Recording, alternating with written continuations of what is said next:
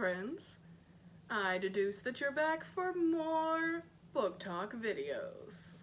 Today we're going to start with mysteries, another one of my favorite genres. Welcome back. This is Miss Lester once again. I'm the librarian at Kayla Middle School in Cypress Fairbanks ISD, and I am happy to be back with you for more book talks today. I really love mysteries, and when I was trying to get my list together for the book talks for this week, I just couldn't narrow the list down enough to make it fit in a top 10. So we're gonna do part 1 this week and part 2 next week. So we've got a wide variety of mysteries to go from. As always, the books I have selected are available on the Sora app. So you can download that app for your smartphone or your tablet, or you can go to soraapp.com and log in with your regular computer username or password. If you're not a Sci-Fair student, check out your public library, your own school library, or wherever you like to buy books. Let's go ahead and jump right in with mysteries. The first book we're going to talk about today is The Fourth Stall by Chris Rylander. This is a 3-book series, and this one is several years old, but it is one of my favorites. It has really stuck with me. This is one that's definitely appropriate for anyone in middle school on up. This is it's a fun mystery, but it's also kind of a spoof on like the mafia stories and those kind of hard-boiled detective stories. It has those elements mixed in, as well as with some humor as well. This is about a kid named Mac who can make things happen. He has a reputation as the guy who can solve problems. In fact, because he helped out the janitor at the school with a problem of his, he now has an office space that's in an unused bathroom in a corner of the school. There's no toilet in there, and they have kind of turned that stall, the fourth stall, into his office space. He and his best friend, Vince, run the business together. Things are going great. There's always a line of kids outside the office with problems. They, of course, take cash for their services, but if you don't have cash, they will take a favor. So if you have something that might be valuable to them in the future, they kind of keep track of what people owe them as favors.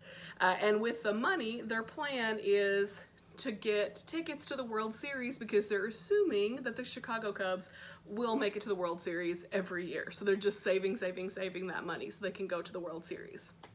Well, things are going great until one day a little kid shows up. His name is Fred, and he has a very serious problem. He's really scared. He can't deal with the situation. This is kind of his last resort. And he tells Mac this big story about this bully who is running a gambling ring on Mac's turf, and Mac knew nothing about it.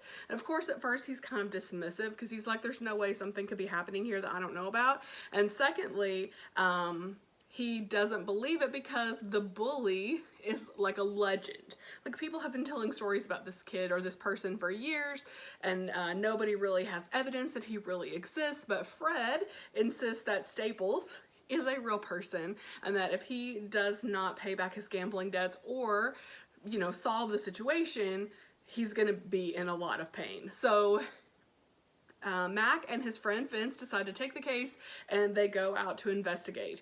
This is a super fun mystery. It has a great tone. Like I said, it has that kind of mafia, hard-boiled crime detective thing going in it as well. And when you look at the cover of the book, you'll get that kind of play on those mafia movie stories. Really fun, appropriate for any age level. The next book is The Girl in the Blue Coat by Monica Hesse, and I really debated on whether to include this in the mystery section or historical fiction because it is both, but I decided ultimately to put it in mystery because it really is a great mystery. This book is set in 1943 in Nazi-occupied Amsterdam.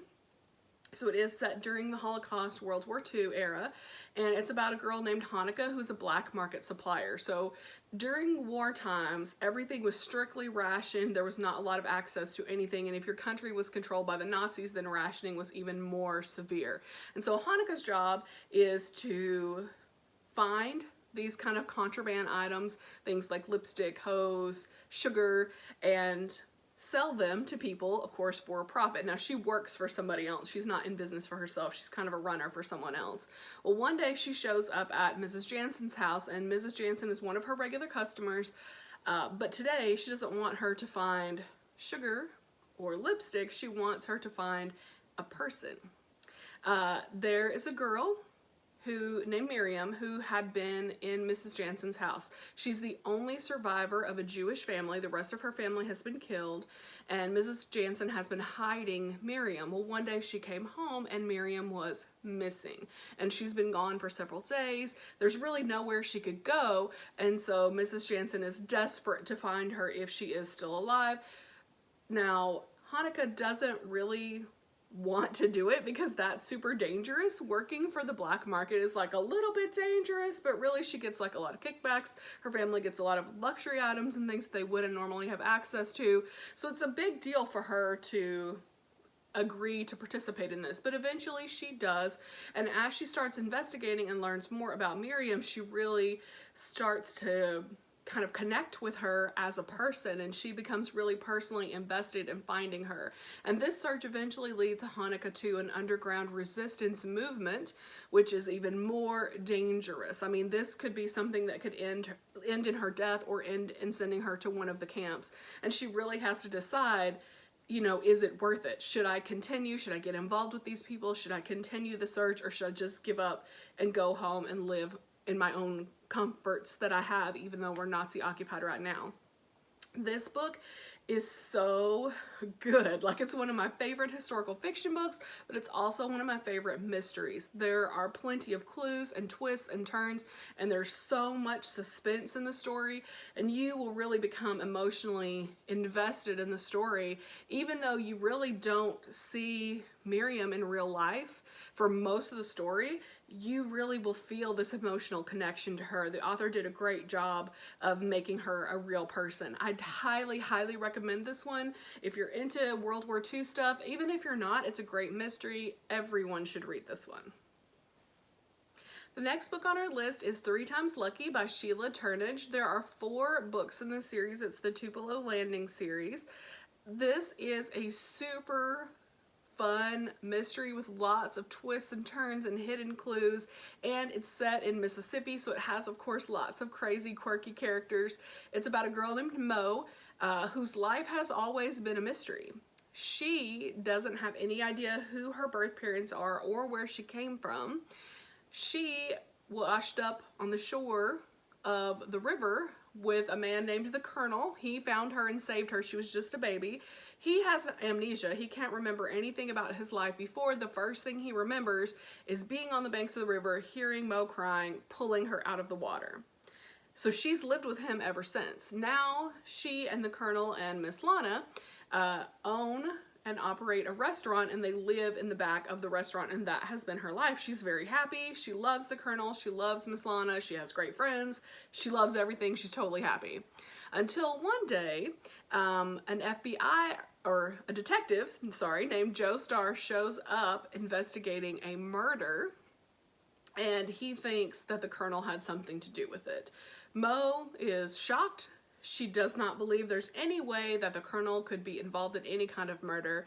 And so she decides to save the Colonel. She's going to investigate the murder on her own to prove that he is innocent. Now, as soon as these investigations start, people start turning up missing.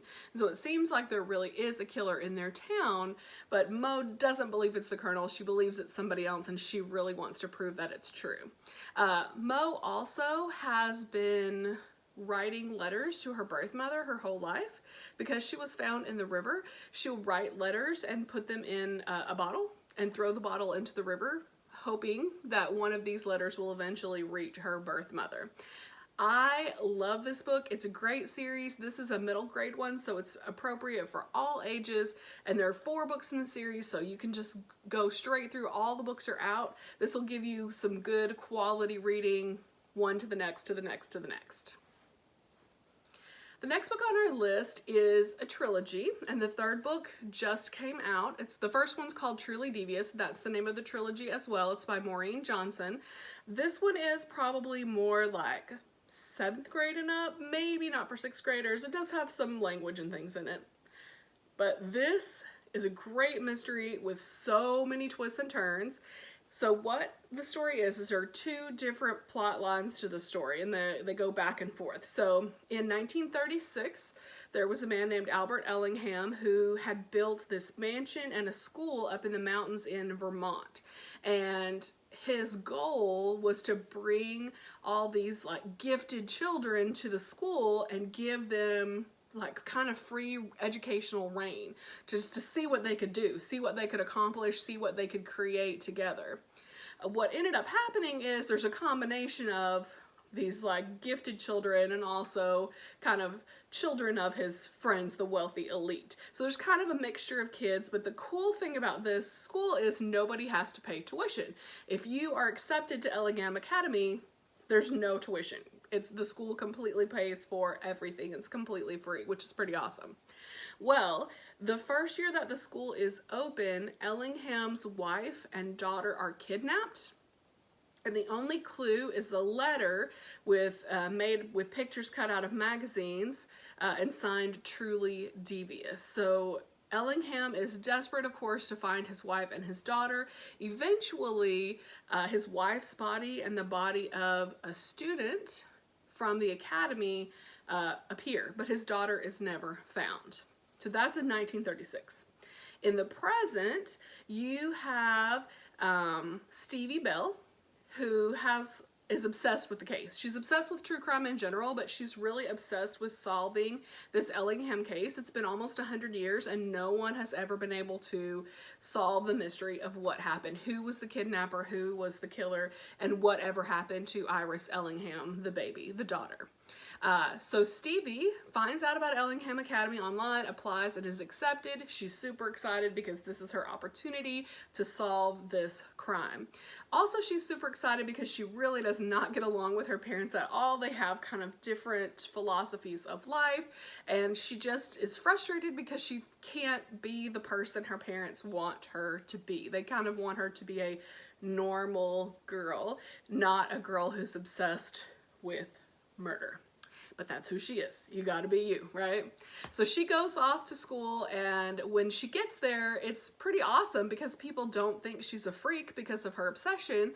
In fact, everybody there has an obsession of their own, and a kid who had made this web series over the summer about zombies and kind of had some internet celebrity because of it, approaches her about working on a group project together, kind of reenacting the Ellingham case. She reluctantly joins him, but actually that project ends in his death.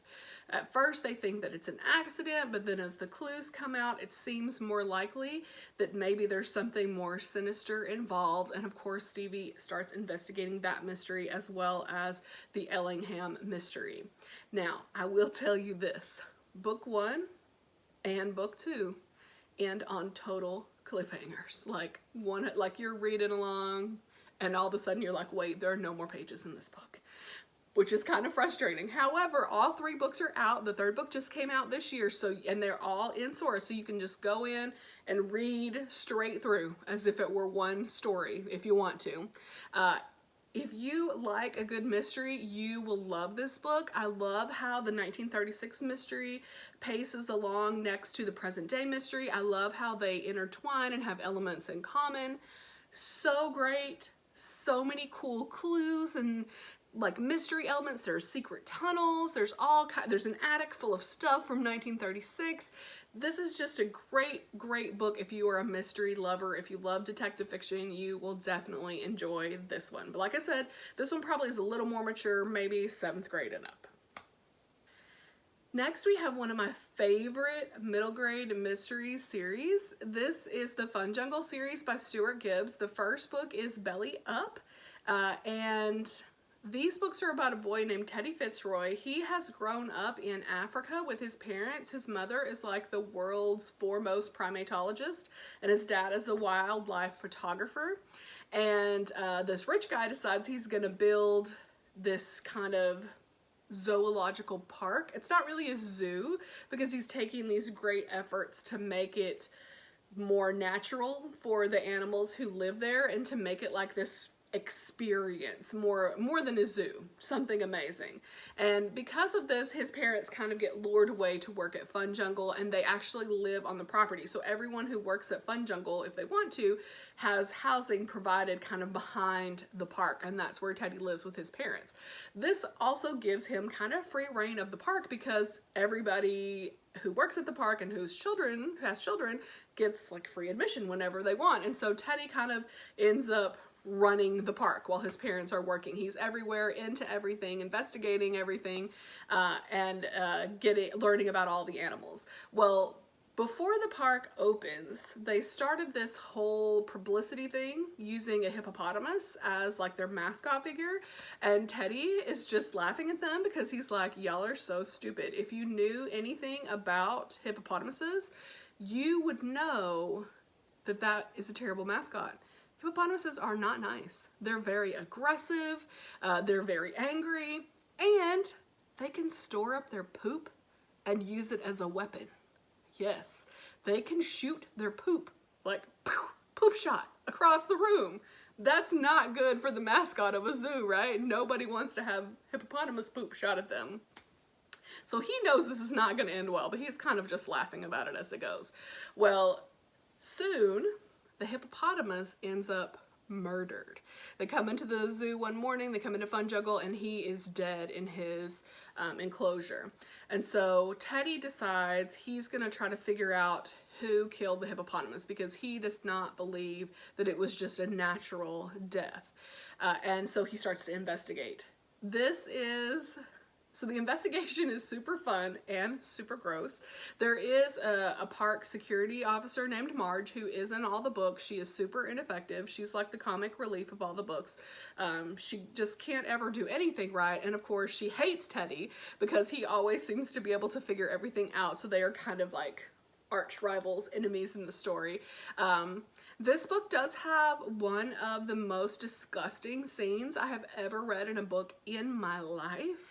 So if you like gross things, definitely read this book.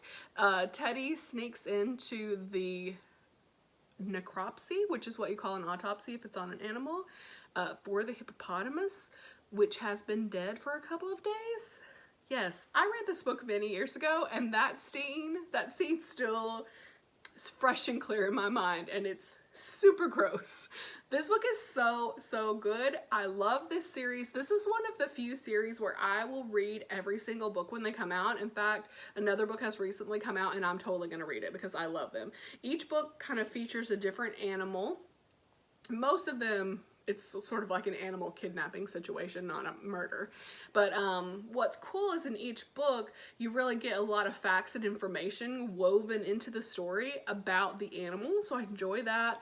Plus, it's just a really great mystery. Plus, there are plenty of gross scenes as well. If you like a good mystery, you should be a Stuart Gibbs fan. The Fun Jungle series is my favorite, but he has a couple of other series. He has the Spy School series, and he has the Moonbase Alpha, and he has the book that was on the Lone Star list, Charlie Thorne, which I book talked for you on the Lone Star book talk. So Stuart Gibbs, one of my favorite authors. You should all be reading his books. The next book is Me, Frida, and the Secret of the Peacock Ring by Angela Cervantes. This one is about a girl named Paloma whose plans to spend the summer hanging out by the pool with her friends are destroyed by her mom when she gets a research teaching job in Mexico. And she decides Paloma's gonna come with her.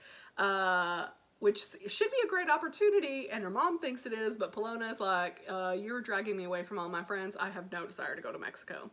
Her father is from Mexico, but she doesn't know a whole lot about it because he has not been a part of her life. When they get there, she starts seeing all these signs about Frida Kahlo, who was her father's favorite artist, but she never knew anything about her. She thinks she's kind of weird looking. She sees her art and she's like, this is weird. I don't get it. I don't know what this is about. Of course, her mom is still excited about everything. And they end up going to an event at the Casa Azul, which is Frida Kahlo's house that has been turned into a museum. And as she starts to kind of go around the museum, she maybe can see a little bit of why her dad liked Frida Kahlo, but while she's there, she meets these twins, Lizzie and Gael, who bring her into this mystery. She sees them kind of sneaking around, and she's a mystery buff herself, and so she watches them to find out what they're doing. They are actually investigating their own mystery because they believe they heard a story, and they believe that it's true, that Frida Kahlo actually designed a peacock ring, and then it was lost when she died. No one ever recovered it. And so these twins believe that it's hidden somewhere in the house, and they want to find it because they also think that there are these bad guys who are trying to find the ring and smuggle it out of Mexico so that they could just sell it and get the money, rather than have it be in Mexico as part of Frida Kahlo's legacy for the people of Mexico. So Paloma gets involved in the mystery, so they're on the race between these bad guys and the kids trying to figure out where the ring is and find the truth. What I loved about this book is, number one, it was a great mystery, but number two, I learned a lot about Frida Kahlo, and it really made me want to go to Mexico and go to Casa Azul, because the author just paints it in such a way that it seems like a really magical place. Plus, this book has a beautiful cover. If you are an art lover and a mystery lover, then you should definitely read this book. This one is perfect and appropriate for all ages. Okay, next we have the Heist Society series by Ali Carter. She has several mystery series, and everything I've ever read by Ali Carter is awesome, so you should just look her up and read all of her books. But this is probably one of my favorite series because it has lots of international travel and as well as a little bit of romance in it. I really like these books. So this is about a girl named Kat who's 15. She comes from a long line of illustrious thieves. They're not like small-time crooks. These are the people who steal like important art and things like that for people with a whole lot of money. Well, Kat decides she doesn't want to be involved in that life anymore, and so she fakes an identity and steals her way into this really exclusive American boarding school, thinking, this is it, I'm out, I'm gonna go to school, I'm gonna graduate, and I'm gonna live my life. Well, of course, her family does not like that plan, and they make it seem like she has done something horrible so that she will get expelled from school. And the person behind all this who shows up in her moment of weakness is a guy named Hale, who she's known for a long time. He really wants to be part of the family, but he's never quite been accepted because he is from a very wealthy family and no one's really sure if they should accept him. He is also a potential love interest. He's very flirtatious, but also annoying, which is always, you know, good for a love interest in a YA series. And he framed her because he has a message for her from Uncle Eddie. Uncle Eddie is kind of the boss of the family. And what's happened is her father has been kidnapped and falsely accused of stealing some very valuable paintings from a really bad guy. And so the only way to save him is for Kat and Hale to go on a journey across the globe and figure out the truth about who stole these paintings. There are some really cool twists in this story that make it even better than just a regular heist story. And Kat realizes that maybe it's not quite time for her to get out of the game yet, and maybe there's a role and a purpose for her in the family as well. Super fun, globe-trotting adventure with romance and mystery. I love this series. Again, I love all the Ali Carter books. You should just read them all. Next we have The Parker Inheritance by Varian Johnson. This is about a girl named Candace whose grandmother was run out of town, Lambert, South Carolina, a long time ago, because she used city resources to destroy a tennis court, which sounds a little crazy, until you find out that her grandmother was actually trying to solve a mystery. There's been this legend of this mystery for years in the town, that there is a buried treasure, and if you can just solve the clues, you will find the treasure. But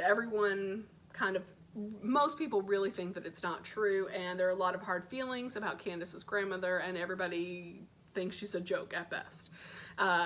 Candace and her mom are staying in her grandmother's old house since her grandmother died, and they're kind of cleaning out the house. Candace is not happy because she's having to spend the summer away from her friends and her dad, but she really doesn't have a choice in the matter. One day when she's in the attic, she finds an envelope with her name on it from her grandmother, and there are actually clues inside the envelope about the treasure. So Candace, cannot help herself. She decides to start investigating the mystery, and with the help of the neighbor across the street, his name is Brandon, they start to discover the clues to try to figure out what the treasure is and where the treasure is. What's cool about this story is it takes place in the present, but the mystery is also based on events that took place in the past.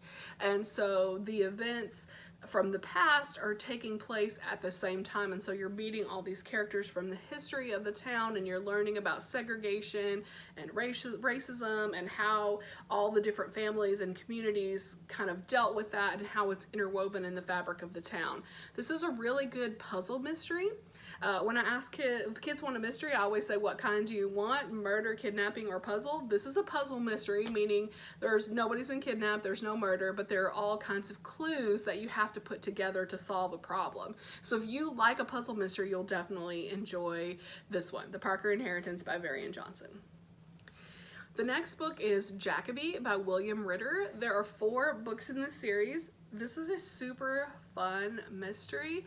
It's about a girl named Abigail Rook who has just arrived in New England. It's 1892. She basically jumped on a boat with little more than the clothes on her back and took off to the New World. She could not handle the idea of the life that her parents wanted for her. She didn't want to just marry some random dude that they picked out and have babies for the rest of her life. She wants to make her own decisions, have her own adventure, and what better place to do that than America?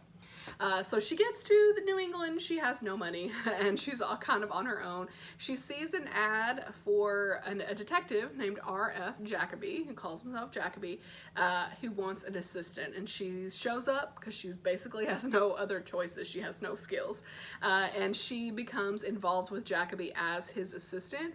The first murder that they start to investigate has a supernatural element, and she discovers that that is actually his specialty. He only investigates crime that are supernatural in nature. There are some grisly murder scenes in this book.